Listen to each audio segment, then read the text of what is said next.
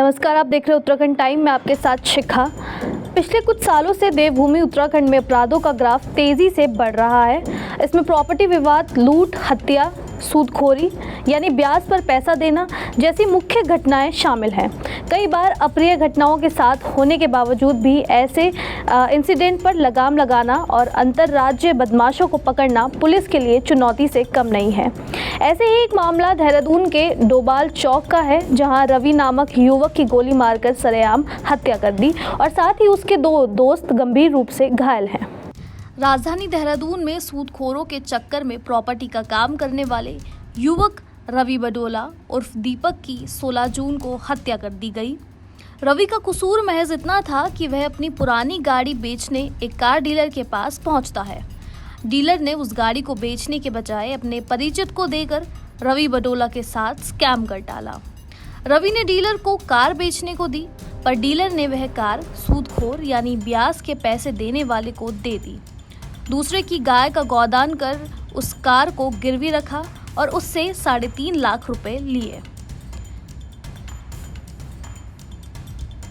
जब रवि को ये बात पता चलती है तो वह अपनी गिरवी रखी कार को अपने 2 दोस्तों के साथ वापस लेने गए। तभी बदमाशों ने तीनों ओर कई राउंड की फायरिंग कर दी। इस घटना में रवि की तो मौत हो गई, लेकिन उनके 2 साथी सुभाष छेत्री और मनोज नेगी आईसीयू में जिंदगी और मौत की जंग लड़ रहे हैं। लिहाजा ये पूरा मामला रविवार 16 जून 2024 की देर रात राजधानी देहरादून के रायपुर डोबाल चौक का है। रात के करीब 10:30 बजे देहरादून शहर गोलियों की तड़तड़ाहट से गूंज उठा। पेशेवर बदमाशों ने जेल से पेरोल पर छूटने के बाद इस घटना को अंजाम दिया।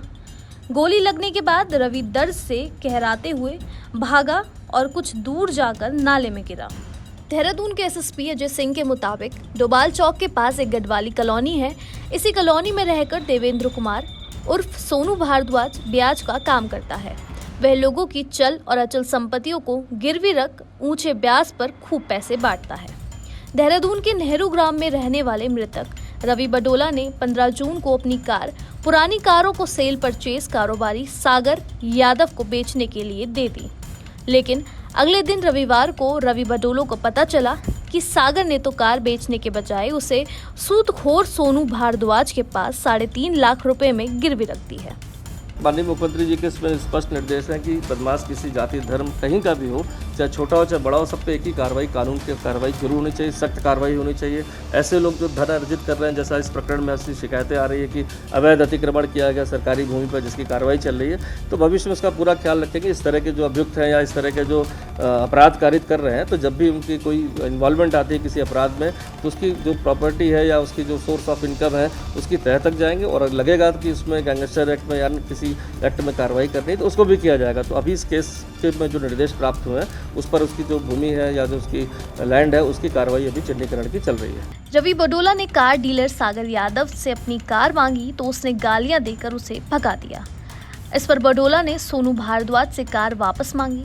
वहां भी बडोला के साथ यही सुलूक हुआ।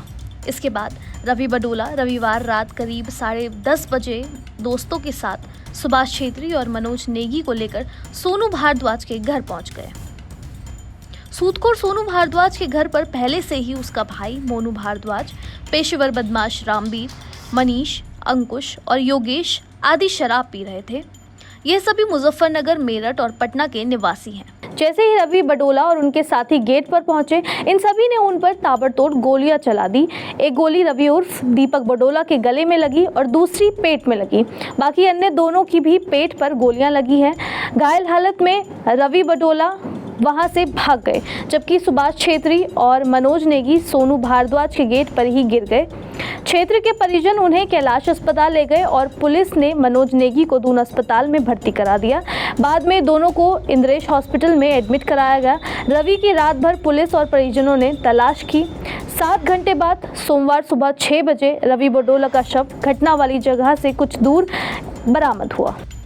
कैसे एक कार बेचना रवि के लिए मौत बनकर आ गई। रवि की मौत से मंगलवार को देहरादून में प्रदर्शन हुए और रवि को न्याय दिलाने के लिए आवाज उठी। मृतक रवि बडोला की पत्नी उर्वी बडोला ने केस को फास्ट ट्रैक में सुनवाई करने और सरकार से नौकरी देने की मांग की है और साथ ही उन्होंने अपना दुख जताया। मेरी सरकार से सिर्फ कुछ डिमांड्स हैं।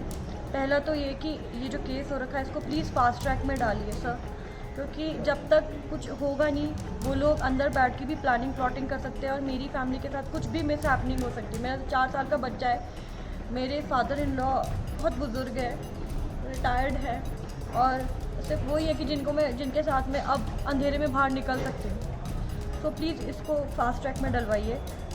सेकंड सर, मेरी हाथ जोड़ के रिक्वेस्ट एक और है कि क्योंकि मैं पढ़ी लिखी हूँ और अब मेरा अर्निंग जो हस्बैंड थे वो नहीं है, तो प्लीज़ अगर सरकार मुझे नौकरी दे सके, सरकारी नौकरी दे सके तो प्लीज़ मेरे को उसमें हेल्प करिए। मैं धामी जी से रिक्वेस्ट करती हूँ सर, अपना बच्चा समझ के मेरे को एक मौका दीजिए। मैं सर्विस करूँगी, पूरे देश के लिए काम करूँगी और तब आपसे ये हेल्प मांगूंगी। तो प्लीज़ सर, ये बहुत बड़ा अम्ब्रेला होगा आप लोगों की तरफ से मेरे लिए, क्योंकि इस वक्त मैं बिल्कुल तपती धूप में खड़ी हो रखी हूँ सर।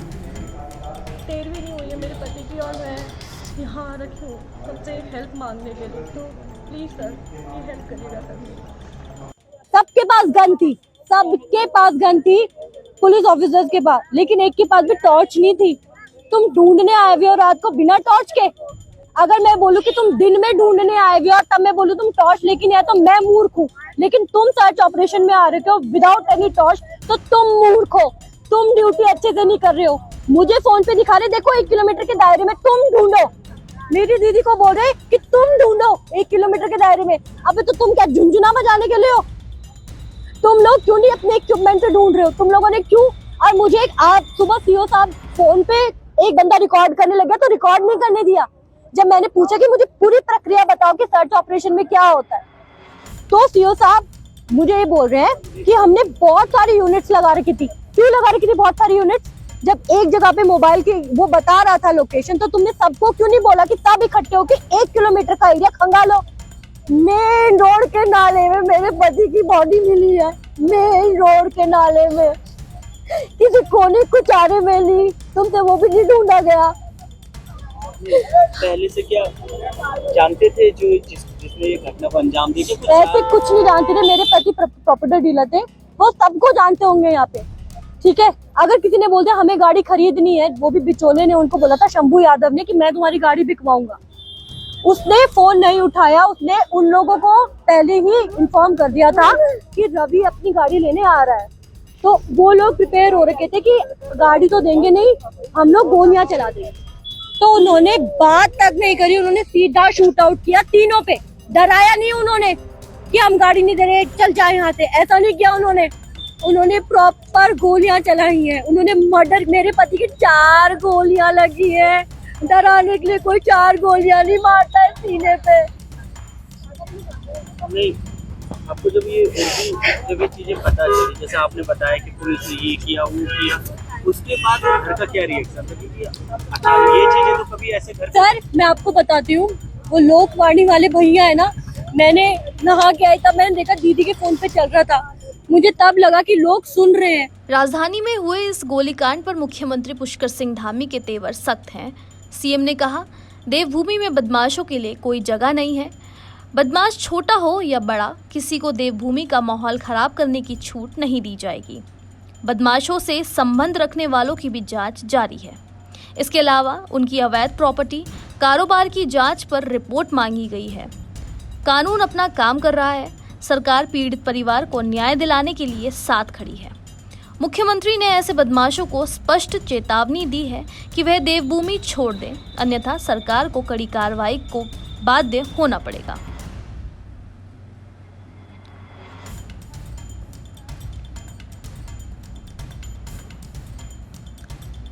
अब सवाल उठता है कि आखिर सूदखोरों को संरक्षण कौन देता है? जेल से पैरोल पर छूटे बदमाश जैसे ही बाहर आए तो रवि और उनके साथियों पर गोली की बौछार कर दी। ये कैसे संभव है? हालांकि पुलिस ने घटना में संलिप्त सभी 7 अभियुक्तों सहित 2 लोगों को मुठभेड़ में गिरफ्तार कर लिया है, लेकिन पुलिस को ऐसे लोगों को सफाई की अब ठोस कार्य योजना बनाए जाने की सख्त आवश्यकता है, ताकि फिर कोई इन ब्याज माफियों के चुंगल में फंसकर अपनी जान से हाथ ना धो बैठे। देहरादून से उत्तराखंड टाइम के लिए शिखा।